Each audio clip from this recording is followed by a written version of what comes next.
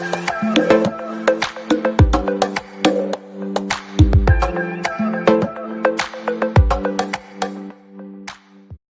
Friends, ഇന്ന് ഞാനൊരു Opera കേക്കാണ് ചെയ്ത് കാണിക്കുന്നത്. ഒപ്പേറ കേക്ക് ശരിക്കും ഒരു ഫ്രഞ്ച് കേക്കാണ് കേട്ടോ. നല്ല ഫേമസ് ആയിട്ടുള്ള നല്ലൊരു കേക്കാണ്, നല്ല ടേസ്റ്റി ആയിട്ടുള്ള ഒരു കേക്കാണിത്. അപ്പോൾ വളരെ പെട്ടെന്ന് ചെയ്തെടുക്കാൻ പറ്റുന്ന ഒരു കേക്കാണ്. ഡെക്കറേഷൻ്റെ ഒന്നും ആവശ്യമില്ല നമുക്ക്. അപ്പോൾ ഇതൊരു 4 സ്റ്റെപ്പായിട്ടാണ് നമ്മൾ ചെയ്യുന്നത്. ആദ്യം നമ്മളൊരു കേക്ക് ബേസ് റെഡിയാക്കണം. പിന്നെ നമ്മളത് വിപ്പിംഗ് ക്രീം ഒന്ന് വേണം. പിന്നെ അതുപോലെ തന്നെ കോഫി സിറപ്പ്, പിന്നെ ഒരു ചോക്ലേറ്റ് ഗനാഷ്. ഒരു 4 സ്റ്റെപ്പായിട്ടാണ് നമ്മൾ ചെയ്യുന്നത്. അപ്പോൾ വളരെ വിശദമായിട്ട് ഞാനിതിൽ കാണിക്കുന്നുണ്ട്. അപ്പോൾ റെസിപ്പിയിലോട്ട് പോകുന്നതിന് മുമ്പായിട്ട് നിങ്ങൾ എൻ്റെ ചാനൽ ആദ്യമായിട്ടാണ് കാണുന്നതെന്നുണ്ടെങ്കിൽ നിങ്ങളെല്ലാവരും ഒന്ന് സബ്സ്ക്രൈബ് ചെയ്യണം. അതുപോലെ നിങ്ങൾ ലൈക്ക് ചെയ്യണം, ഷെയർ ചെയ്യണം. അതുപോലെ നിങ്ങളുടെ അഭിപ്രായങ്ങളൊക്കെ നിങ്ങൾ അറിയിക്കണം. അപ്പോൾ ഈ ടേസ്റ്റി ആയിട്ടുള്ള കേക്ക് എങ്ങനെ റെഡിയാക്കുന്നത് നോക്കാം. അപ്പോൾ ഏത് കേക്ക് ഉണ്ടാക്കാൻ അറിയാത്തവരാണെങ്കിൽ ഈ റെസിപ്പി കണ്ടു കഴിഞ്ഞാൽ എന്തായാലും നിങ്ങൾക്ക് നല്ലൊരു കേക്ക് ഉണ്ടാക്കാൻ പറ്റും. അത്ര വിശദമായിട്ട് ഞാനിതിൽ പറയുന്നുണ്ട്. അപ്പോൾ നിങ്ങൾ വീഡിയോസ് മുഴുവനായിട്ട് കാണുക, സപ്പോർട്ട് ചെയ്യുക. ആദ്യം തന്നെ നമുക്ക് ഈ ഡ്രൈ ഇൻഗ്രീഡിയൻസ് ഒന്ന് അരിച്ചെടുക്കാം. ഒരു അരിപ്പയിലേക്ക് 1 കപ്പ് മൈദ ഇട്ട് കൊടുക്കുന്നുണ്ട് ഞാൻ. ഈ മൈദക്ക് പകരം നിങ്ങൾക്ക് കേക്ക് ഫ്ലോർ വേണമെങ്കിൽ യൂസ് ചെയ്യാം. ഇതിലേക്ക് 1 ടീസ്പൂൺ ബേക്കിംഗ് പൗഡറാണ് ചേർക്കുന്നത്. ഒരു പിഞ്ച് ഉപ്പും കൂടെ ചേർത്തിട്ട് നമുക്ക് നന്നായിട്ടൊന്ന് അരിച്ചെടുക്കാം. ഇത് നമുക്കൊന്ന് മാറ്റി വെക്കാം. ഇനി ഒരു ക്ലീൻ ആയിട്ടുള്ളൊരു ബൗൾ എടുത്തിട്ടുണ്ട് ഞാൻ. ഇതിലേക്ക് 4 കോഴിമുട്ട പൊട്ടിച്ചൊഴിക്കുക. റൂം ടെമ്പറേച്ചറിലുള്ള മുട്ട തന്നെ എടുക്കുക. അപ്പോൾ നിങ്ങൾ മുട്ട കഴിക്കാത്തവരാണെങ്കിൽ എഗ്ലെസ് കേക്കിൻ്റെ റെസിപ്പി ഞാൻ നേരത്തെ ഇട്ടിട്ടുണ്ട്, അതൊന്ന് കാണുക കേട്ടോ. അതിൽ ഞാൻ ബട്ടർ മിൽക്ക് വെച്ചിട്ടും അതുപോലെ കണ്ടൻസ്ഡ് മിൽക്ക് വെച്ചിട്ടൊക്കെ ചെയ്തിട്ടുണ്ട്. ഈ 4 മുട്ടയും നമുക്കൊന്ന് നന്നായിട്ടൊന്ന് ബീറ്റ് ചെയ്തെടുക്കണം. അപ്പോൾ ബീറ്റർ ഇല്ലാത്തവരാണെങ്കിൽ ഒരു വിസ്ക് വെച്ചിട്ടൊന്ന് ബീറ്റ് ചെയ്തെടുത്താലും മതി. ഞാനിവിടെ ബീറ്റർ വെച്ചിട്ടാണ് ബീറ്റ് ചെയ്യുന്നത്. അപ്പം നമുക്ക് ആദ്യം ചെറിയ സ്പീഡിലിട്ടിട്ടൊന്ന് ബീറ്റ് ചെയ്ത് തുടങ്ങാം. നമ്മൾ എത്രത്തോളം ബീറ്റ് ചെയ്യുന്ന അത്രത്തോളം നമ്മുടെ കേക്ക് സോഫ്റ്റ് ആയിരിക്കും.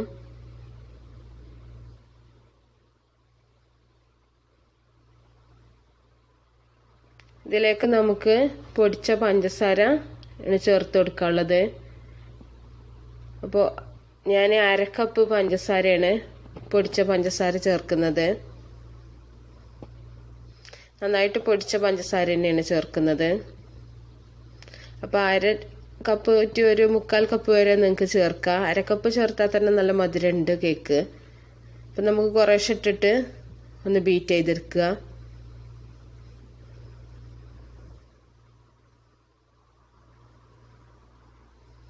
അപ്പം ഇതിലേക്ക് 2 ടേബിൾ സ്പൂൺ ബട്ടറും കൂടെ ചേർക്കുന്നുണ്ട്.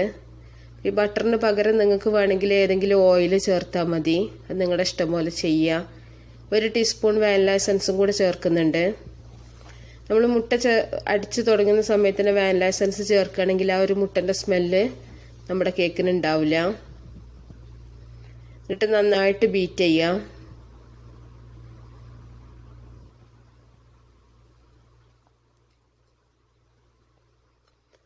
ഇനി ഇതിലേക്ക് നമുക്ക് 1/2 കപ്പ് പൊടിച്ച ബദാമാണ് ചേർക്കേണ്ടത്. അപ്പോൾ ഫൈനായിട്ട് തന്നെ പൊടിച്ചെടുത്തിട്ടുള്ള ബദാമാണിത്.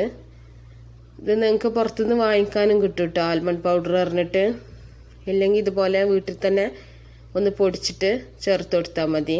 നമ്മൾ ഈ ബദാം പൗഡർ ചേർക്കുമ്പോൾ നമ്മുടെ കേക്കിന് നല്ല ടേസ്റ്റും ഉണ്ടാവും. അതുപോലെ തന്നെ കേക്കിൻ്റെ ടെക്സ്ചറും തന്നെ നല്ലൊരു ടെക്സ്ചറായിരിക്കും.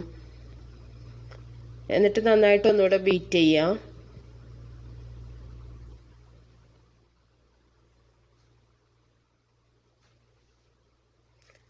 ഇനി നമുക്ക് ബീറ്ററിൻ്റെ ആവശ്യമില്ല, നമുക്ക് ബീറ്റർ മാറ്റിയേക്കാം.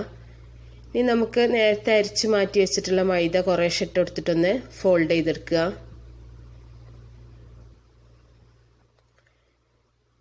നമ്മൾ മൈദ ഒരുമിച്ചിട്ടിട്ട് ചെയ്യരുത്.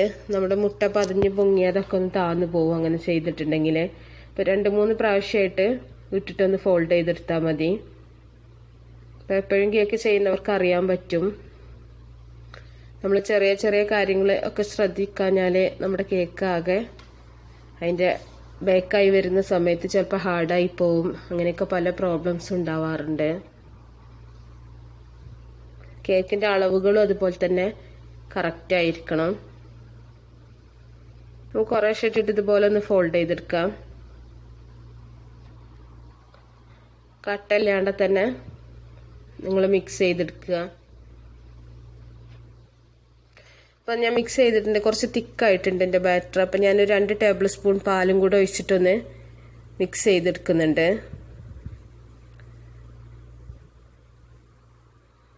അപ്പോൾ കേക്ക് ബാറ്റർ തിക്കായി കഴിഞ്ഞിട്ടുണ്ടെങ്കിൽ കേക്ക് ഭയങ്കര ഹാർഡായി പോവും. അപ്പോൾ റൂം ടെമ്പറേച്ചറിലുള്ള മിൽക്ക് തന്നെ നിങ്ങൾ ചേർക്കുക. അപ്പോൾ ഈ ഒരു കൺസിസ്റ്റൻസിയിലാണ് നമ്മുടെ ബാറ്റർ വേണ്ടത്. അപ്പോൾ ഞാൻ ഈ നേരത്തെ തന്നെ ഓവനൊന്ന് പ്രീ ഹീറ്റ് ചെയ്ത് വെച്ചിട്ടുണ്ട്. ഇത് നമുക്കൊരു കേക്ക് ടിന്നിലേക്ക് ഒഴിക്കാം. ഇതുപോലത്തെ ഒരു സ്ക്വയർ ടിൻ ഉണ്ടെങ്കിൽ അതാണ് സുഖം. നമ്മുടെ ഒപ്പേറ കേക്ക് ശരിക്കും ഇങ്ങനെ ഒരു സ്ക്വയർ ആയിട്ടാണ് കണ്ടിട്ടുള്ളത്. ഇനി നിങ്ങൾ സ്റ്റൗവിലാണ് ചെയ്യുന്നതെന്നുണ്ടെങ്കിലും കേക്ക് ബാറ്റർ ഇറക്കി വെക്കുന്ന പാത്രം ഒരു 10 മിനിറ്റ് മുമ്പെങ്കിലും ചൂടാക്കി വെക്കുക.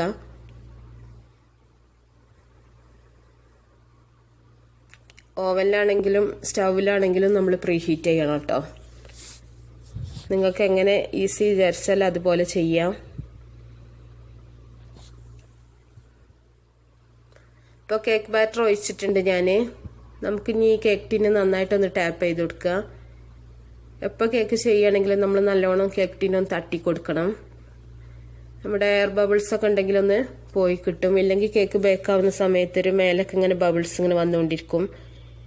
അപ്പോൾ ഇത് ഞാനൊരു 150 ഡിഗ്രിയിൽ ഒരു 30 മിനിറ്റാണ് ബേക്ക് ചെയ്യുന്നത്.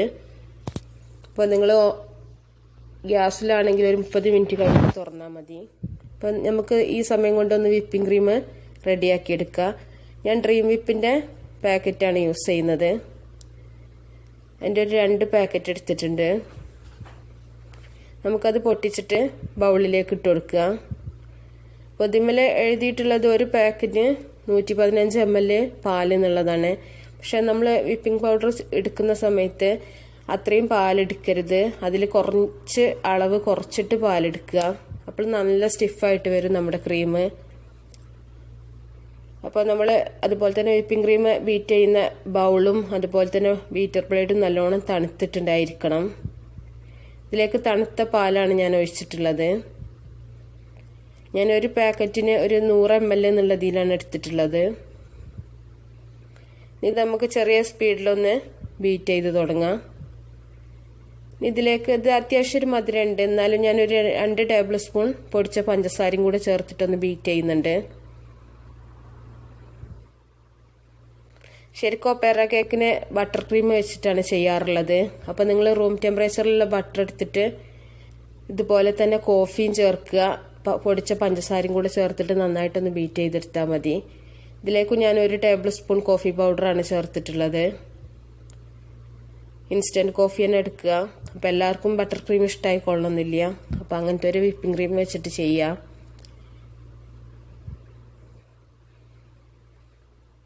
ഇത് നല്ലോണം സ്റ്റിഫാകുന്ന വരെ നമുക്കൊന്ന് ബീറ്റ് ചെയ്യാം. അപ്പം ഞാൻ സ്പീഡൊന്ന് കൂട്ടി കൊടുത്തിട്ടുണ്ട്. അപ്പം നമ്മുടെ വിപ്പിംഗ് ക്രീം ഇവിടെ റെഡി ആയിട്ടുണ്ട്. നല്ല സ്റ്റിഫായിട്ട് തന്നെ വന്നിട്ടുണ്ട്. ഇനി നമുക്കിത് ബീറ്റ് ചെയ്യേണ്ട ആവശ്യമില്ല. ഓവർ ബീറ്റ് ചെയ്തിട്ടുണ്ടെങ്കിൽ വിപ്പിംഗ് ക്രീം ലൂസായി പോവും. ഇനി നമുക്ക് ഗണാഷ് റെഡിയാക്കാം. Chocolate ganache. അതിന് ഞാനൊരു സോസ് പാൻ അടുപ്പത്ത് വെച്ചിട്ട് ഇതിലേക്ക് 125 ml ക്രീം ഒഴിച്ചിട്ടുണ്ട്. വിപ്പിംഗ് ക്രീമാണ് കേട്ടോ. ഈ ക്രീം തിളക്കേണ്ട ആവശ്യമില്ല. സൈഡിൽ നിന്നും ചെറുതായിട്ട് തിള വരുന്ന സമയത്ത് നമുക്ക് ചോക്ലേറ്റ് ചേർത്ത് കൊടുക്കുക. രണ്ടും ഒരേ അളവിൽ തന്നെയാണ് ഞാൻ എടുത്തിട്ടുള്ളത്, ചോക്ലേറ്റും ക്രീമും. അപ്പോൾ ഇതിലേക്ക് വേണമെങ്കിൽ നിങ്ങൾക്ക് ചോക്ലേറ്റിന് ചിപ്സ് ചേർത്ത് കൊടുക്കുക. ഞാൻ ചോക്ലേറ്റ് ബാറൊന്ന് ചെറുതായിട്ട് കഷ്ണങ്ങളാക്കി എടുത്ത് വെച്ചിട്ടുള്ളതാണ്. ചോക്ലേറ്റ് ചിപ്സ് ആണെങ്കിലും അത് നിങ്ങളുടെ ഇഷ്ടം പോലെ ചെയ്യാം. ഇപ്പോൾ സൈഡിൽ നിന്നൊക്കെ ചെറുതായിട്ടൊന്ന് തിള വരുന്നുണ്ട്. നമുക്ക് തീ ഓഫ് ചെയ്തിട്ട് ഈ ചോക്ലേറ്റിൻ്റെ പീസസ് ഇട്ട് കൊടുക്കുക. അപ്പോൾ നമ്മളിത് ഇട്ട് കൊടുത്തതിന് ശേഷം നമ്മൾ ഇളക്കൊന്നും വേണ്ട. അതൊന്ന് അവിടെ വെച്ചാൽ മതി. നമ്മൾ ക്രീമിൻ്റെ ആ ചൂടുകൊണ്ട് തന്നെ നമ്മുടെ ചോക്ലേറ്റ് നല്ലോണം മെൽറ്റായി കിട്ടും. ചോക്ലേറ്റ് ഇട്ടതിന് ശേഷം നിങ്ങൾ തീ വെക്കരുത്, കരിഞ്ഞു പോവും. ഈ സമയം കൊണ്ട് നമുക്ക് ഒരു കോഫി സിറപ്പും കൂടെ റെഡിയാക്കി എടുക്കാം. ഇപ്പോൾ ഒരു ബൗളിലേക്ക് ഞാനൊരു ടേബിൾ സ്പൂൺ കോഫി പൗഡർ ഇട്ട് കൊടുത്തിട്ടുണ്ട്. ഇതിലേക്ക് 2 ടേബിൾ സ്പൂൺ പൊടിച്ച പഞ്ചസാരയും കൂടെ ചേർക്കുന്നുണ്ട്.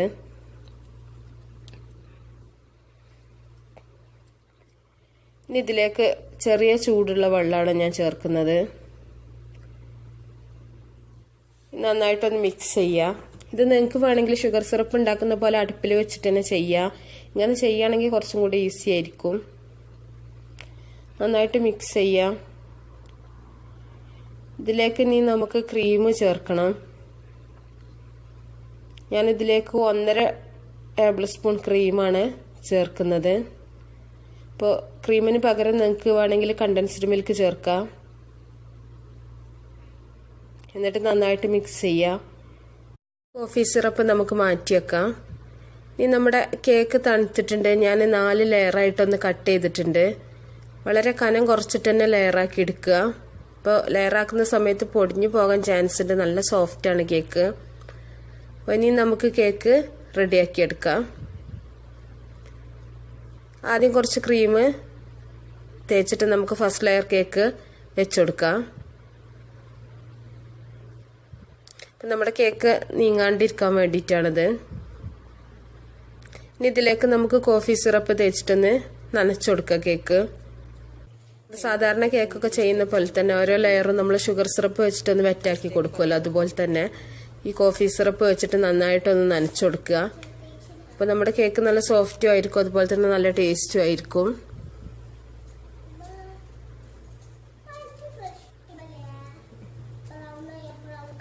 എല്ലാ ഭാഗത്തും സ്പ്രെഡ് ചെയ്ത് കൊടുക്കുക.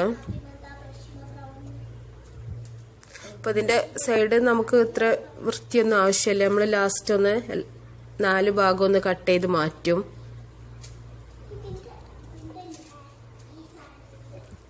പിന്നെ ഈ കേക്കിൻ്റെ പ്രത്യേകത എന്ന് പറഞ്ഞാൽ കേക്കിന് പ്രത്യേകിച്ച് ഡെക്കറേഷൻ ഒന്നും ആവശ്യമില്ല.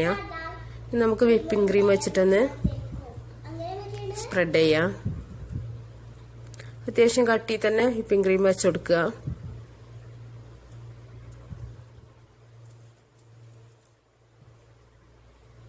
എല്ലാ ഭാഗത്തേക്കും ഒരുപോലെ തന്നെ ആക്കി കൊടുക്കുക.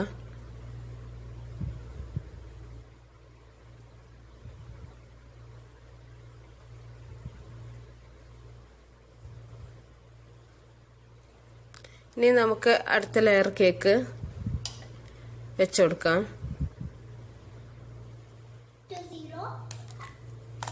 ലെയർ വെച്ചതിന് ശേഷം നമ്മൾ കോഫി സിറപ്പ് സ്പ്രെഡ് ചെയ്തിട്ടൊന്ന് വിപ്പിംഗ് ക്രീം വെച്ച് കൊടുക്കുക. എല്ലാ ലെയറും അതുപോലെ തന്നെ ചെയ്തെടുക്കുക. നമ്മൾ സാധാരണ കേക്കൊക്കെ ഐസിങ് ചെയ്യുന്ന പോലെ തന്നെ.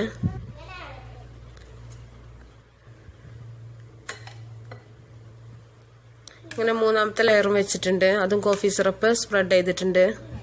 നമുക്ക് വിപ്പിംഗ് ക്രീം എല്ലാം ഒരുപോലെ തന്നെ ചെയ്തെടുക്കുക. അപ്പം നമ്മളിങ്ങനെ ഡീറ്റെയിൽ ആയിട്ട് ഓരോന്നും ഇങ്ങനെ കാണിക്കുകയാണെങ്കിൽ നമ്മളെ വീഡിയോ ഒരുപാട് ലെങ്തി ആയി പോവും. അപ്പോൾ ഞാൻ 4ാമത്തെ ലെയറും വെച്ചിട്ടുണ്ട്.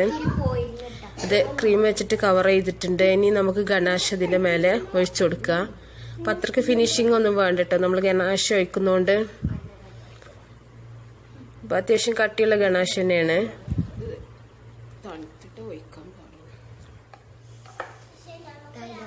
നമുക്കിത് ഒഴിച്ചിട്ടൊന്ന് ലെവൽ ചെയ്ത് കൊടുക്കാം. നൈഫ് എന്തെങ്കിലും വെച്ചിട്ടൊന്ന് ലെവൽ ചെയ്താൽ മതി. അപ്പം ഞാൻ മൊത്തം ഗനാഷ് ഒഴിച്ചിട്ടുണ്ട്. കുറച്ച് തിക്കായിട്ട് തന്നെ കിട്ടിയാൽ നമുക്ക് കുറച്ചുകൂടെ കഴിക്കുമ്പോൾ നല്ല ടേസ്റ്റ് ആയിരിക്കും. അപ്പം ഇതൊന്ന് ലെവൽ ചെയ്യാം.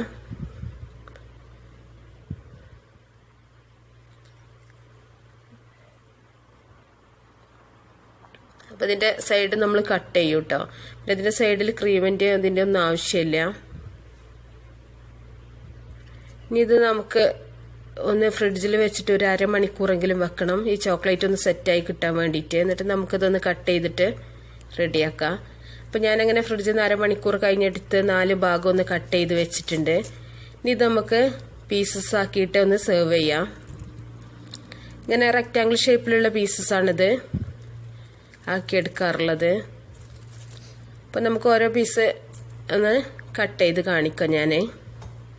അപ്പം നല്ല ടേസ്റ്റി ആയിട്ടുള്ള നല്ല സൂപ്പർ ഒപ്പേറ കേക്ക് ഇവിടെ റെഡി ആയിട്ടുണ്ട്. അപ്പോൾ ഏത് ഡെക്കറേഷൻ അറിയാത്തവർക്കും ഈ കേക്ക് ഉണ്ടാക്കാൻ പറ്റും. നിങ്ങൾ ഈ മെത്തേഡ് തന്നെ ഫോളോ ചെയ്താൽ മതി, നല്ലൊരു കേക്ക് നിങ്ങൾക്ക് കിട്ടും. അപ്പോൾ നമുക്കിതൊരു സെർവിങ് പ്ലേറ്റിലേക്ക് മാറ്റാം. അപ്പോൾ എല്ലാവർക്കും ഇഷ്ടമായിട്ടുണ്ടാവുമെന്ന് വിചാരിക്കുന്നു. അപ്പോൾ നല്ല റെസിപ്പിയുമായിട്ട് നമുക്ക് അടുത്തൊരു വീഡിയോയിൽ കാണാം. Okay, by.